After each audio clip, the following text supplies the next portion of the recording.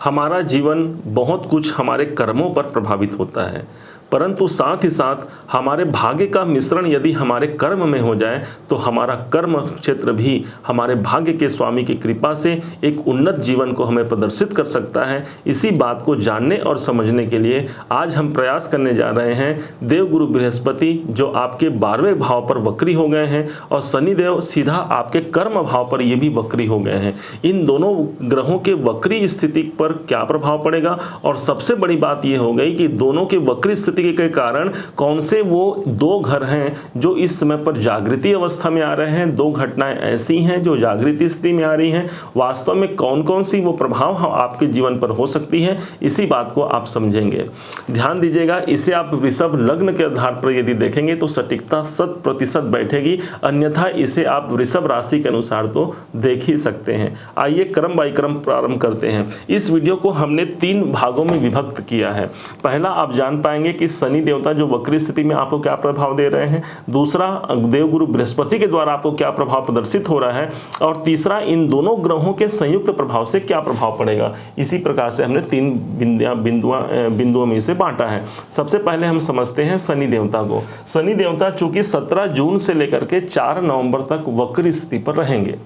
आप सबने इसे अन्य कई वीडियो के माध्यम से इसे देखा, जाना और समझा, परंतु आपको बता दें कि शनि देवता जब जहां पर उपस्थित होते हैं उसके ठीक भाव एक भाव पीछे इनका प्रतिफल 100% होता है।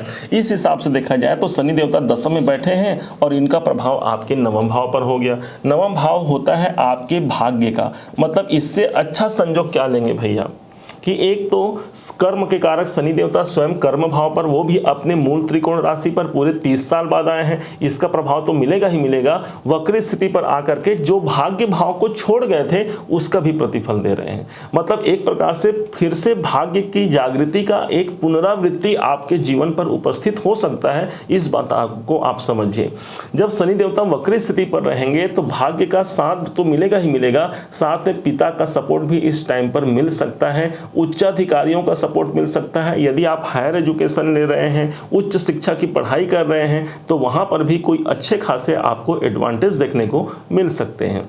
अब ये हो गया शनि के वक्री का प्रभाव। अब दूसरे पॉइंट पर चलते हैं। देवगुरु बृहस्पति, ये भी अभी स्थिति इनकी ऐसी बनी हुई है कि आप सब ने देखा कि 4 सितंबर से लेकर के 31 दिसंबर तक ये भी वक्री स्थिति पर रहेंगे। ये अभी चल कहाँ रहे हैं तो आपके 12वें घर पर। 12वें घर पर इनका प्रभाव इस प्रकार से अच्छा हो गया कि 12वें घर पर इनका जो वक्री स्थिति पर हो गया, इसका मतलब ये हो गया सीधे सीधे देवगुरु बृहस्पति आपके एकादश भाव को प्रभावित करेंगे। ये शनि थे। ये शनि देवता हो गए।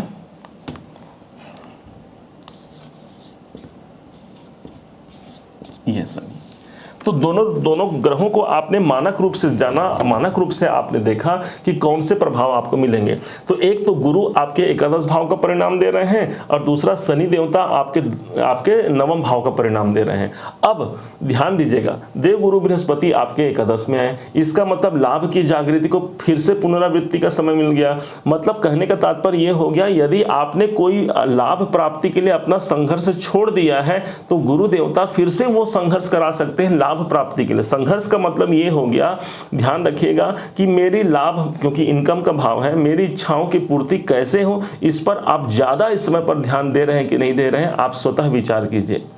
आप स्वयं इस बात को देखिए कि इस समय पर ज़्यादा सोसाइटी से जुड़ करके जन संपर्क में आकर के आपको ज़्यादा कार्य करना पड़ सकता है। जितना आप बचना चाहेंगे जन संपर्क से या फिर लोगों से, उतना इस समय पर जुड़ने की अनुमति आपको देवगुरु बृहस्पति ने प्रदान किया है, क्योंकि देवगुरु बृहस्पति आपके द्वादश भाव पर वक्री होकर के एकादश भाव को यहाँ पर प्रभावित कर रहे हैं। सिर्फ एकादश भाव हमारी इच्छाओं की पूर्ति का ही नहीं होता, एकादश भाव जब हमारे 10वां भाव हमारे कर्म के बाद का स्थान माना गया है, इसलिए जो हमने कर्म किया है उसका प्रतिफल देने के लिए फिर से वो लाभ का स्थान बन गया। इस दोनों ही दृष्टिकोण से शनि और गुरु दोनों का प्रभाव आपके लिए उचित होगा। अब ध्यान दीजिएगा, वो कौन सी घटनाएं हैं जो जागृति अवस्था में आ गई। तो जहां पर बैठते हैं देवगुरु बृहस्पति और शनि देवता, तो इनके पास सब दोनों ग्रहों के पास 3-3 दृष्टियां हैं। शनि के पास है 3, 7, 10 और देवगुरु बृहस्पति के बाद जो दृष्टि है वो है 5, 7 और 9, इनकी दृष्टि हो गई। तो इस हिसाब से ऐसे कौन से भाव को हम डिकोड कर पाएंगे जो दोनों ग्रहों के द्वारा प्रदर्शित हो रहा है। तो देवगुरु बृहस्पति यहाँ को छोड़ दीजिए अभी, और इस शनि को छोड़ दीजिए, जहां पर वक्री स्थिति में है वहां को समझिए। 1, 2, 3, 4, 5 गुरु की दृष्टि आपके तृतीय भाव पर, और क्या शनि की दृष्टि आ रही, तो हाँ शनि वक्री स्थिति पर आकर के जो वक्री स्थिति के शनिदेव हैं उनकी दृष्टि भी आपके यहीं पर पड़ रही है। मतलब सीधा प्रभाव आपके कहाँ आ गया, तृतीय भाव पर। बताएंगे इसका प्रभाव क्या पड़ेगा। और गुरु का भी प्रभाव आपके तीसरे घर पर आ गया। मतलब ये भाव, तृतीय भाव आपके जागृति में आ गए। और कोई भाव है क्या भाई।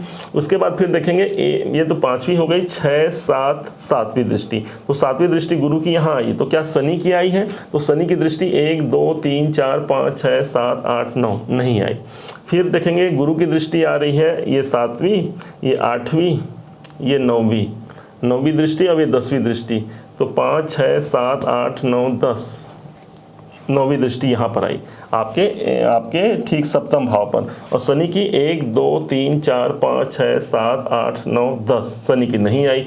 लेकिन गुरु जहाँ पर वक्री हो रहे हैं 1, 2, 3, हाँ शनि की दृष्टि पड़ रही है। तो इस हिसाब से ये भाव आपकी जागृति में आ गया। अब हमारे पास 2 भाव निकल गए, एक तो तीसरा घर, अब एक तो आपका एकादश भाव। तो इन दोनों भाव का फल इस समय पर आपको बहुत ज़्यादा मजबूती से प्राप्त हो रहा है। कौन कौन से घटनाएं घट सकती हैं, क्योंकि एकादश भाव हमने पहले ही बताया इनकम का भाव होता है। और कहाँ से हो रहा है इनका संबंध, तीसरे घर से भी हो रहा है। मतलब आपको कॉम्बिनेशन मिल गया 3 और 7 का कॉम्बिनेशन, 3 और 11 का कॉम्बिनेशन आपको इस टाइम पर मिल गया। तीसरा भाव हमारे कॉम्पिटिशन का, एकादश भाव हमारे लाभ का। तो यदि आपके जीवन में कंपटीशन ज़्यादा है तो कंपटीशन रहेंगी, परंतु कहीं ना कहीं वहाँ पर लाभ स्थिति भी बनेगी। ध्यान दीजिएगा, जितना बड़ा हमारा संघर्ष होता है उतना बड़ा हमारा अचीवमेंट भी होता है, इस बात को समझिएगा। जो लोग विद्यार्थी हैं, जो लोग इस समय पर ऐसा कार्य कर रहे हैं जो उनके कंपटीशन एग्जाम से जुड़ा हुआ है, ज़्यादा मेहनत कर रहे हैं, उनके लिए सफलता कारक। जो लोग मार्केटिंग फील्ड से जुड़े हुए हैं उनको भी लाभ की स्थिति यहाँ पर बन सकती है। जो लोग मीडिया से जुड़े हुए हैं, फिल्म इंडस्ट्री से जुड़े हुए हैं, उनको यहाँ पर लाभ की प्राप्ति हो सकती है। जो लोग जनसंपर्क के कार्य में जुड़े हुए हैं, क्योंकि हमने बताया कि एकादश भाव हमारा जनसंपर्क है, उनके लिए लाभ। साथ में जो राजनीतिज्ञ हो सकते हैं, जो राजनीति में अपना हस्तक्षेप रखते हैं, उनको भी यहाँ पर कामना की पूर्ति करते हुए आप देख सकते हैं। कुल मिलाकर के एकादश भाव आपकी जागृति में है। जितना हो सके अपने लाभ को प्राप्त करने के लिए आप अग्रसित हो जाइए। निश्चय मानिए यहाँ पर आकर के देवगुरु बृहस्पति और शनि की दृष्टि दोनों ही स्थिति में यहाँ पर एक पॉजिटिव वातावरण आपको देखने को मिलेगा। हाँ, तीसरा भाव चूंकि हमारे संघर्षों को भी प्रदर्शित करता है, इसलिए संघर्ष रहेंगे। डिपेंड करता है कि आपके बर्थ चार्ट में भी शनि और गुरु की क्या स्थिति है। हमारे पास तो आपका चार्ट है नहीं भाई, लेकिन अभी जो हमने लग्न पर इसे गोचर को अप्लाई किया तो तीसरे भाव आपके जागृति अवस्था में आ रहे हैं। चूंकि चतुर्थ भाव से 12वां घर होने के कारण इस समय पर आपके ट्रांसफर हो सकते हैं, चाहे कार्य क्षेत्र में या फिर आप जहां पर निवास करते हैं, जहां पर आप घर में रहते हैं, वहां पर कोई ट्रांसफर, कोई परिवर्तन का एक दौर आपको देखने को मिल सकता है।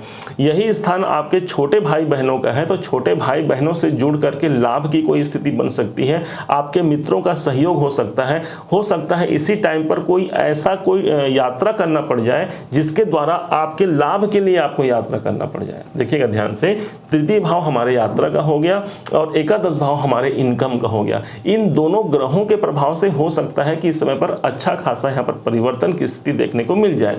अब ध्यान दीजिएगा, यहाँ पर गुरु की दृष्टि आ रही है, वक्री गुरु की दृष्टि आ रही है। मतलब कि सबसे ज्यादा आप जो मेहनत करेंगे, जो अपने प्रतिफल को प्राप्त करेंगे, ये सब भाव आपके तीसरे घर अर्थात सिर्फ और सिर्फ आपके मेहनत का प्रतिफल इस टाइम पर आपको सर्वाधिक मिलेगा। इसलिए अपने मेहनत से आपको पीछे नहीं हटना है। हो सकता है आपको ऐसा लगे कि भाई मैंने तो बहुत दिनों से मेहनत कर लिया परंतु मुझे कुछ निकल करके मेरे सामने नहीं आ पा रहा है, तो क्या अभी तक मुझे नहीं मिलेगा? नहीं, ऐसा नहीं हो सकता। कोई भी ग्रह जब वक्री स्थिति पर आते हैं, ध्यान दीजिएगा, उनका बहुत ज़्यादा प्रभाव बढ़ जाता है। इस हिसाब से आपके एकादश भाव और तृतीय भाव के प्रभाव आपको मजबूती से प्राप्त होंगे। इस बात को आप नोट कर लीजिए। अपने बर्थ चार्ट में देखिए कि मान लीजिए हमको किसी घटना को निकालना है और इसके बाद और ज़्यादा अंदर जाने का प्रयास करते हैं कि भाई ये तो हमने सिर्फ लग्न के माध्यम से बताया। मान लीजिए कि आपको कोई घटना जानना है कि भाई शनि की स्थिति कहाँ है, तो यदि गुरु और शनि दोनों उस भाव को प्रभावित करते हैं तो वो घटना और तीव्रता से होगी।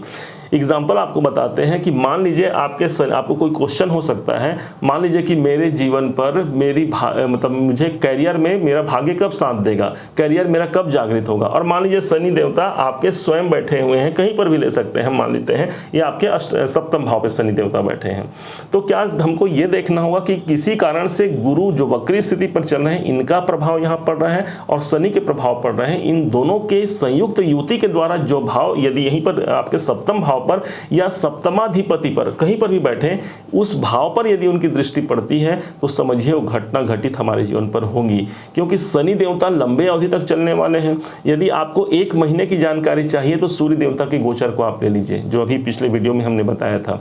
बुध देवता को देखना है तो 1-2 महीने का देखना है तो बुध देवता शुक्र देवता को देखिए। लेकिन आपको चाहिए कि लंबे अवधि तक मेरे 2-2.5 साल मेरे कैसे जाएंगे, क्या क्या घटनाएं घटेंगी, तो आपको शनि को देखना होगा। आपको जानना है कि मेरे अगले साल कैसे होने वाले हैं, मेरा ये साल कैसा रहेगा, तो आप देवगुरु बृहस्पति को देख लीजिए। वक्री स्थिति पर आपके इनकम भाव पर आए, कोई ना कोई इनकम का सोर्स बना देंगे। हालांकि भूलना नहीं है, देवगुरु बृहस्पति आपके खर्चे के भाव पर तो बैठे ही हैं, मतलब खर्च की अधिकता करा सकते हैं, लेकिन अभी वो समय है जहां पर आप लाभ प्राप्त संभावना ज्यादा बढ़ जाएगी। ये समय 4 सितंबर से 4 नवंबर तक ज्यादा मजबूती से रहेगा। अभी वक्त है, अपने कार्यों पर लगिए और जो आपको प्राप्ति हो रही है इन ग्रहों के द्वारा उसे प्राप्त कीजिए।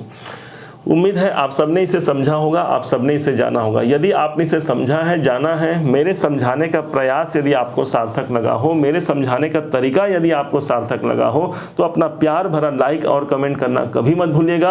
आपके एक लाइक और कमेंट ही तो हमें बहुत मोटिवेशन प्रदान करते हैं। और हाँ, यदि अभी तक आपने चैनल को सब्सक्राइब नहीं किया है, सब्सक्राइब भी कीजिएगा। पुनः एक बार फिर आप सभी का दिवस बहुत मंगलमय हो, इन्हीं शुभकामनाओं के साथ जय श्री राम।